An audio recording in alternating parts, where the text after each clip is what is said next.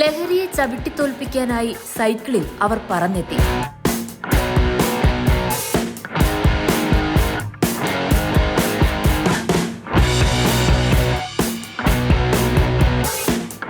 Manorama online Malabar gold and diamonds ചുറ്റുവട്ടം അവാർഡ്സിന്റെ ഭാഗമായി ലഹരി വിരുദ്ധ സന്ദേശവുമായി സംഘടിപ്പിച്ച സൈക്ലത്തൺ ആലപ്പുഴ നഗരത്തിന് ആവേശ കാഴ്ചയായി.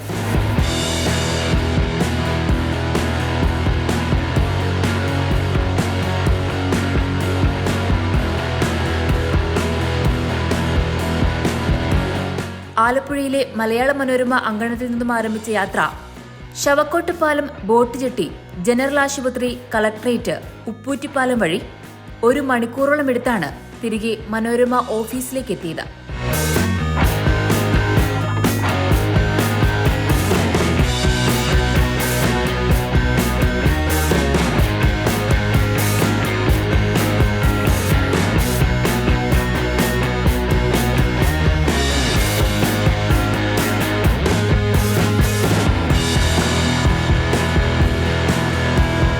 Excise deputy commissioner S Vinod Kumar cyclothon flag off ചെയ്തു.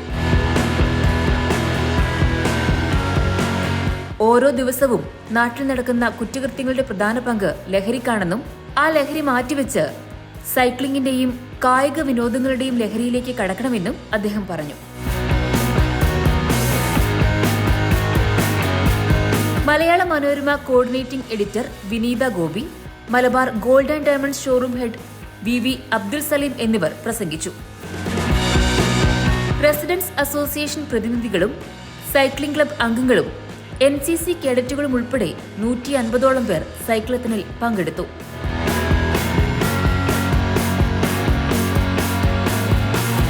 സൈക്ലത്തൺ വിജയകരമായി പൂർത്തിയാക്കിയവരിൽ നിന്നും നറുക്കെടുപ്പിലൂടെ 15 പേർക്ക് വിവിധ സമ്മാനങ്ങൾ നൽകി.